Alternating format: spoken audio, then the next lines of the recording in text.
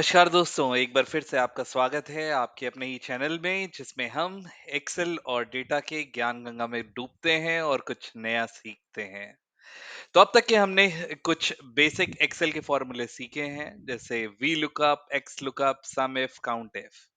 लेकिन आज एक बहुत ही इम्पोर्टेंट और महत्वपूर्ण वीडियो में हम आए हैं और आज हम सीखेंगे एक्स लुकअप के बारे में। जी हाँ, बहुत से लोगों को नहीं पता होगा ये एक्स लुकअप क्या होता है।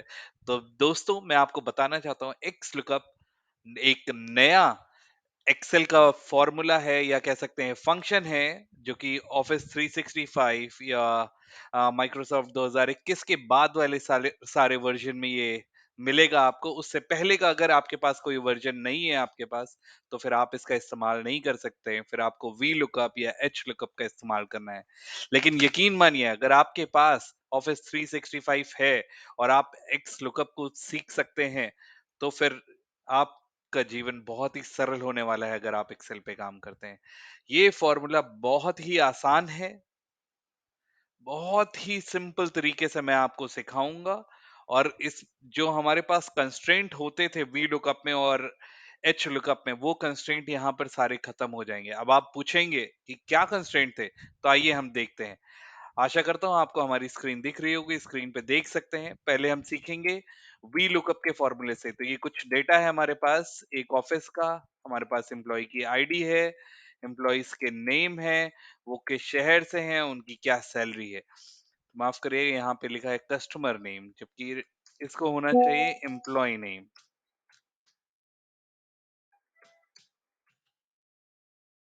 मैंने इसको चेंज कर दिया और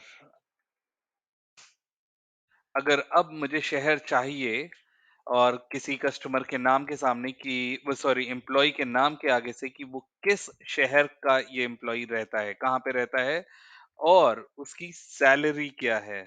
माफ करिएगा मैंने इसको भी गलत कर रखा था, इसको भी करेक्ट कर देता हूँ। ये डेटा अगर आप देखेंगे तो पिछला ही डेटा है, मैंने इसमें बस सैलरीज ऐड करी हैं। तो अगर मुझे यहाँ पे डेटा चाहिए कि रिक हैंसन कौन से शहर से हैं और उनकी क्या सैलरी है, तो हम क्या करते थे उसके लिए, हम जाते थे और वी लुकअप का फॉर्मूला लगाते थे, लुकअप वैल्यू अपनी सेलेक्ट करते थे और फिर क्या करते थे टेबल एरे पे जाते थे। टेबल एरे क्या होता है, हम टेबल पूरी सेलेक्ट कर लेते थे, उसको फ्रीज कर लेते थे और फिर उसके बाद क्या करते थे कॉलम इंडेक्स। हमें क्या चाहिए सिटी, सिटी कौन से उसमें है, पहला, दूसरा, तीसरा, यानी कि दूसरे पे तो हमने 2 पे डाला और फिर हमने 0 दबाया और ये नहीं आया। अब यहाँ पे डेटा क्यों नहीं आ रहा है? हम देखते हैं क्योंकि हमने लुकअप वैल्यू ली है रिक हैंसन और हमने टेबल कहाँ से, टेबल एरे कहाँ से सेलेक्ट करी, एम्प्लॉय आईडी से। तो ये पहला ड्रॉबैक है वी लुकअप का कि जो भी लुकअप वैल्यू है वो लेफ्ट में होनी चाहिए, तभी हमारा डेटा आ सकता है। अगर वो लेफ्ट में नहीं है, उसके लेफ्ट में कुछ और है डेटा तो नहीं आएगा। अब इसको अगर हम बी टू की जगह अगर हम सी टू कर दें तब देखेंगे कि डेटा आ जाएगा और हमने ये कर दिया। अब हम सेम उसको फॉर्मूले को ड्रैग करते हैं और यहाँ पे जाते हैं और लुकअप वैल्यू को हमने फिर इधर कर दिया है। टेबल एरे हमारी सेम है, अब सैलरी हमें चाहिए तो सैलरी हमारे तीसरे कॉलम में है, तो हम इसको क्या करेंगे 3 से रिप्लेस कर देंगे और एंटर दबा देंगे और हमारी सैलरी आ जाएगी। और इस तरीके से हम इसको निकाल सकते थे। अभी तक के तो हमने ये सीखा था।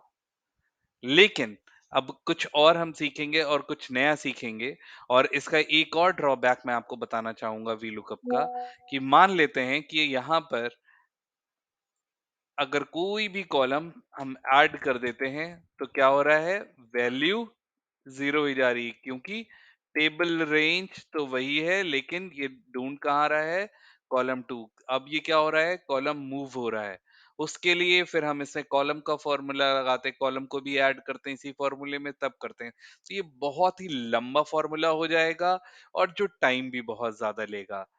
लेकिन इन सब का सोल्यूशन हमें एक्स लुकअप में मिल सकता है। तो सीखना चाहते हैं एक्स लुकअप? चलिए सीखते हैं। तो सबसे पहले मैं इसको फिर से वैसे ही कर देता हूँ और डेटा हमारे पास आ गया। अब एक्स लुकअप लगाने के लिए हमें पता है कोई भी फॉर्मूला लगाते हैं तो पहले क्या करते हैं इक्वल्स टू फिर एक्स लुकअप। आप अपने एक्सेल में चेक कर सकते हैं, अगर ये आ रहा है तो ये चलेगा। अब हमारी लुकअप वैल्यू क्या है? रिक हैंसन। मैंने एम्प्लॉयी नेम है हमारे पास लुकअप वैल्यू, फिर उसको मैंने क्या करा? कॉमा किया। अब लुकअप वैल्यू डालने के बाद क्या कह रहा है? लुकअप एरे, यानी कि ये कहाँ पे ढूंढना है इसे? यहाँ पे गए, नीचे तक के गए। कैसे करा?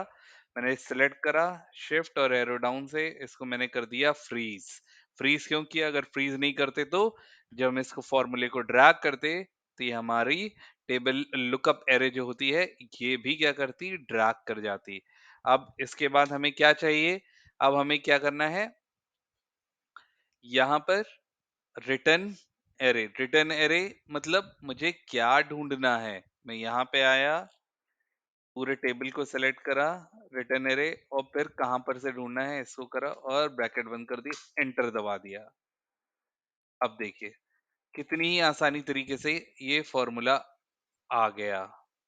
और इसी तरीके से अगर हमें निकालना है सैलरीज भी, तो हम सेम फॉर्मूला यूज कर सकते हैं, और बस लुकअप वैल्यू हमने चेंज करनी है, और ये टेबल भी हमें चेंज करनी है, और ये हमारी सैलरीज आ गई। आप देख सकते हैं डेटा सेम है, लेकिन फिर आप सोचेंगे काम तो वही है। तो उस प्रॉब्लम को देखते हैं जो हमारे VLOOKUP में कंस्ट्रेंट था। अगर यहाँ पर हम कोई भी कॉलम ऐड कर देते हैं तो VLOOKUP में देख लेते हैं डेटा क्या हो रहा है, दिक्कत आ रही है, क्योंकि रेंज चेंज हो गई, कॉलम चेंज हो गया, तो डेटा नहीं आ रहा। लेकिन वहीं पे XLOOKUP में अगर हम देखेंगे ऐसी कोई भी दिक्कत नहीं आई। है ना आसान? चलिए एक और दिक्कत को देखते हैं हम VLOOKUP की। अब यहाँ पे इस जगह पे VLOOKUP में मान लेते हैं हम एम्प्लॉय आईडी हमें चाहिए, तो हम ले लेते हैं 104 1004 ले ली, फिर मैंने दूसरी ले ली 1019 ले ली, रैंडम सीसी में से उठा रहा हूँ 1023 ले ली, और क्या करा मैंने? 1025 ले ली, और क्या करा? 1001 ले ली। अब क्या हो रहा है? डेटा नहीं आ रहा है। क्यों नहीं आ रहा है? क्योंकि हमने रेंज ये डाली थी। अब हम क्या करेंगे? हम मान लेते हैं अगर इस रेंज को हम बढ़ा देते हैं। अब यहाँ पे सिटी के लिए 2 की जगह हमें सिटी हमारा 3 पे है, तो हम इसको यहाँ पे 3 कर देंगे, और सैलरी के लिए हमें यहाँ पे इसको 4 करना पड़ेगा, और रेंज को भी हमें टेबल एरे जो थी उसको चेंज करना पड़ेगा, और इन दोनों फॉर्मूले को हम क्या करेंगे? ड्रैग कर देंगे। तो ये तो VLOOKUP में हो रहा है। अब मान लेते हैं 1031 तक के हमारे पास एम्प्लॉय आईडी है, और किसी को हमने ये डेटा भेजा और उसने ये डाल दिया 35। तब तो डेटा नहीं आ रहा है। क्यों नहीं आ रहा है? क्योंकि ये एम्प्लॉय आईडी हमारे पास है ही नहीं। अब यहाँ पर क्या करना होता था? हमको क्या करना पड़ता था? इफ एरर का फॉर्मूला लगाना पड़ता था। जब NA बताता है कि ये आंसर, ये लुकअप वैल्यू नहीं है, ये चीज नहीं है, तो हम क्या करते थे? इफ एरर, यहाँ पे जाएंगे, फिर कॉमा करेंगे, फिर क्या करते थे हम? फिर एरर की वैल्यू डालते थे, डाल देते हैं डेटा नॉट अवेलेबल, और बंद कर दिया। तो ये हमारा, हम देख सकते हैं कि अब हम कुछ डालेंगे तो डेटा नॉट अवेलेबल आ जाएगा। अगर कोई भी हमने ऐसा डेटा डाला है, 135 है, अब मान लेते हैं 1050 डाल दिया, तो फिर क्या हो गया? Data not available. लेकिन अगर मान लेते हैं हम इसको 1009 कर देते हैं, तो डेटा अपने आप आ गया। लेकिन जब एक्स लुकअप को हम इस्तेमाल करेंगे तो हमें ऐसा कुछ नहीं करना है। हमें दोबारा से ये एरर लगाने की भी जरूरत नहीं है। बस हमें क्या करना है? हम F2 दबाते हैं, हम फॉर्मूले में आते हैं, और जो हमने लास्ट में रिटर्न एरे डाला था उसके बाद बस कॉमा डालना है, और क्या करना है हमें? अब क्या है कह रहा है? ये खुद ही फंक्शन बता रहा है इफ नॉट फाउंड, अगर डेटा नहीं है तो हमें क्या करना है? कोलन में जो भी हमें डालना है, नॉट डेटा नॉट अवेलेबल, मैंने दबा दिया है और एंटर दबा दिया है। अब ये एरर दे रहा है, ठीक है। देखते हैं एक बार फिर से। इसको मैंने कॉपी किया, यहाँ पे भी एम्प्लॉई आईडी कर देते हैं, एम्प्लॉई। अभी हम आईडी कर देते हैं, ठीक है। अब हम यहाँ पे लगाते हैं और लुकअप वैल्यू, ठीक है। डेटा, हाँ, डेटा नॉट अवेलेबल। और यहाँ पर इस तरीके से हम फॉर्मूले को ड्रैग कर देंगे। अब यहाँ पर अगर मैं डालता हूँ, यहाँ पे क्या डाला था, 1035। अब यहाँ पे अगर मैंने डाल दिया 1035, क्या आ गया, डेटा नॉट अवेलेबल। तो हमें इफ एरर का कोई भी लगाने की जरूरत नहीं पड़ी। एक ही फॉर्मूले के अंदर ये हमारे पास इनबिल्ट है, अलग से हमें इफ एरर नहीं लगाना पड़ा जो हमने यहाँ पे लगाया। अब दूसरी अच्छी बात एक्स लुकअप की जो मैं आपको सिखाना चाहता हूँ, कि जैसे अभी तक के हम वी लुकअप करते थे तो हम वर्टिकली ढूंढते थे, और एच लुकअप के लिए हम हॉरिजॉन्टली लुकअप वैल्यू को ढूंढते थे। अब मान लेते हैं हमारे पास इस तरीके से डेटा है,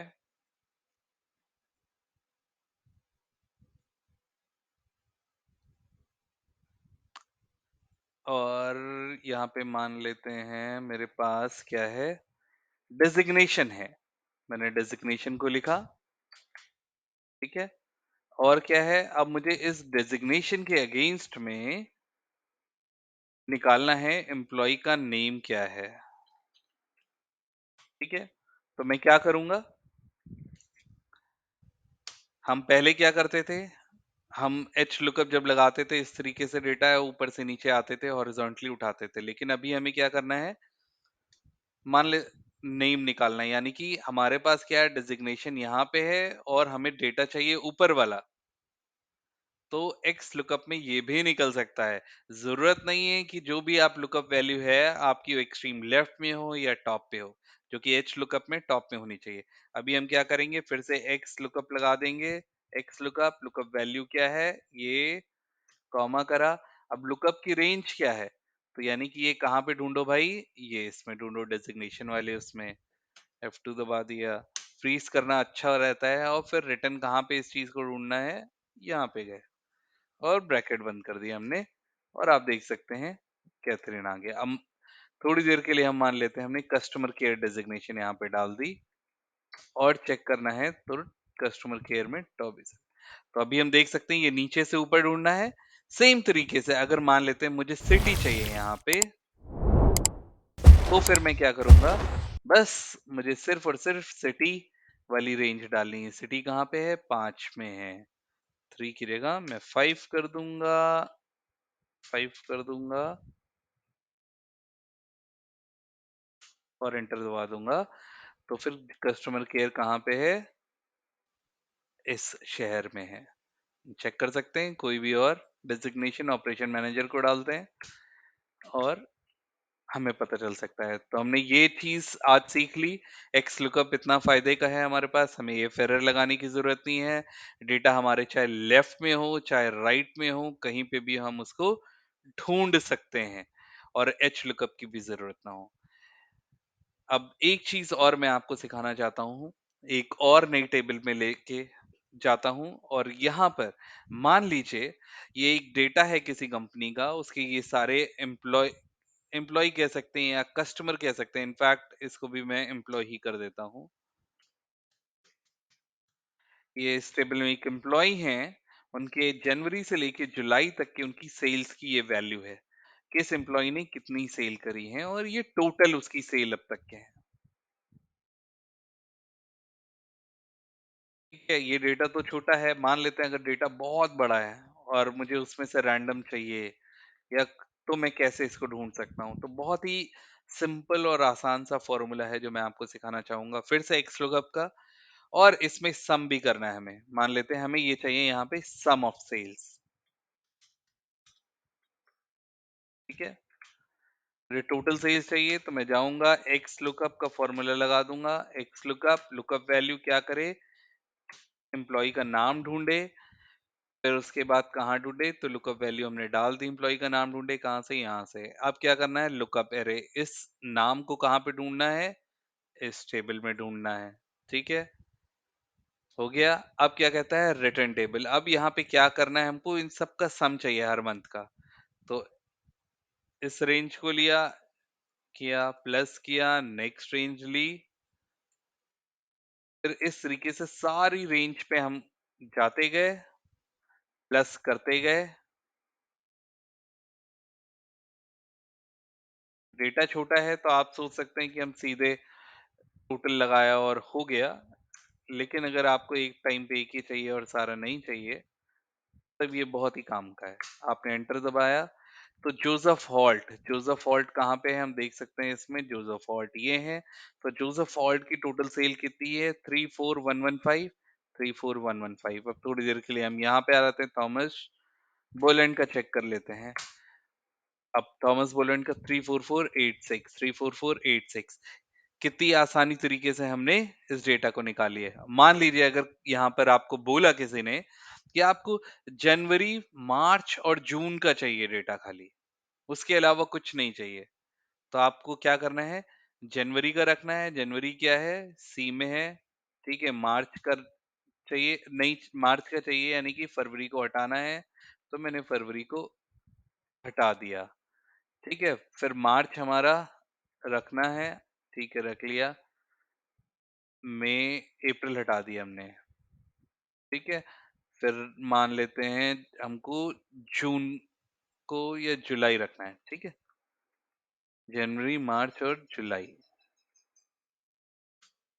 तो हमारा कितना आ रहा है, इन 3 मंथ का ही इसने सम कर दिया, 12,772 थॉमस बोलेंड का। देख लेते जनवरी, मार्च और जुलाई का। देख सकते हैं आप, सम हमारा मैच कर रहा है। तो कितनी ही आसानी तरीके से हमने एक्स लुकअप को सीख लिया। और मैं आशा करता हूं जब आपने एक्स लुकअप सीख लिया और आपके पास 365 का एक्सेस है, तो अब आप वी लुकअप या एच लुकअप को फिर से इस्तेमाल नहीं करेंगे। आशा करता हूँ आपको सीखने को मिला और आपको अच्छा लगा। अगर आपको अच्छा लगा और सीखने को मिला, तो आप इस चैनल को सब्सक्राइब कर सकते हैं, अपने दोस्तों के साथ शेयर कर सकते हैं, ताकि मुझे मोटिवेशन मिलता रहे और आपके लिए ऐसे ही एक्सेल और डेटा पे डिपेंड और भी कई चीजें मैं लाता रहूं, आप लोगों को सिखाता रहूं। अगर आपकी कोई डिमांड है कि कुछ ऐसा कोई टॉपिक सिखाना है, तो आप मुझे कमेंट सेक्शन में बता सकते हैं, तो फिर मैं उस टॉपिक को पहले कवर कर लूंगा। धन्यवाद आपका इस वीडियो में बने रहने के लिए। Thank you.